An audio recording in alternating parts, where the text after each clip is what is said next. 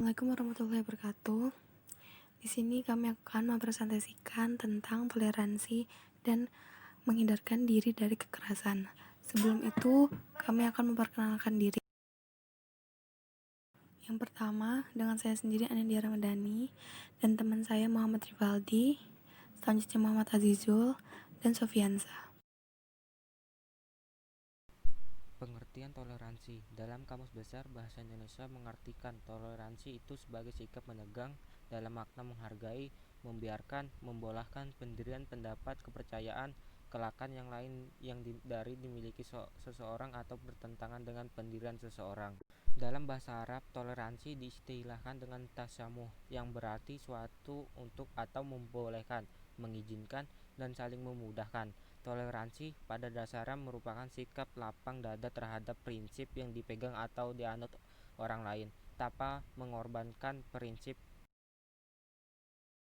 Toleransi sangat penting dalam kehidupan manusia, baik dalam berkata-kata maupun dalam bertingkah laku. Dalam hal ini, toleransi berarti menghormati dan belajar dengan orang lain, menghargai perbedaan, menjabati kesenjangan di antara kita sehingga tercapai kesamaan sikap.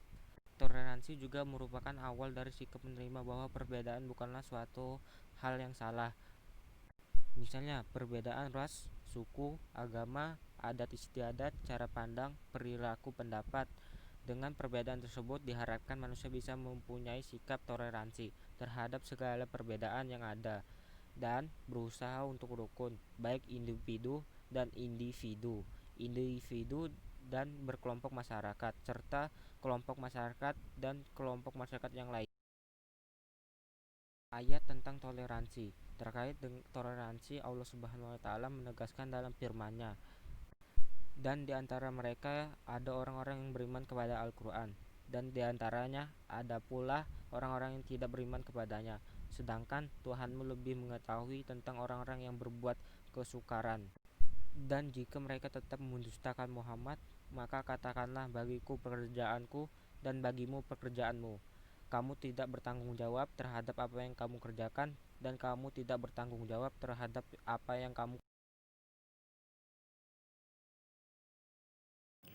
Assalamualaikum warahmatullahi wabarakatuh. Selanjutnya, makna kandungan ayat pada surah Yunus ayat 40-41.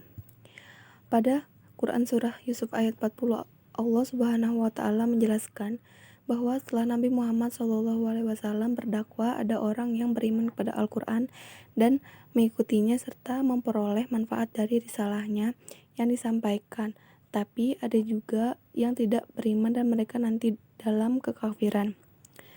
Pada Quran surah Yusuf ayat 41, Allah Subhanahu wa taala memberikan penegasan kepada Rasulnya bahwa jika mereka mendustakanmu, katakanlah bahwa bagiku pekerjaanku dan bagi kalian pekerjaan kalian. Kalian berlepas dari apa yang aku kerjakan dan aku berlepas dari apa yang kalian kerjakan. Maha adil dan tidak pernah dizalimi, bahkan Dia memberi kepada setiap manusia sesuai dengan apa yang diterimanya. Hadis tentang perlunya menghargai perbedaan dan toleransi.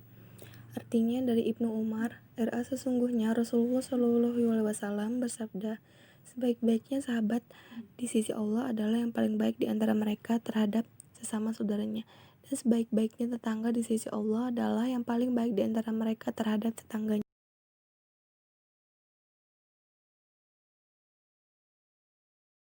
Assalamualaikum warahmatullahi wabarakatuh. Ayat tentang Islam melarangkan perilaku kekerasan terhadap siapapun.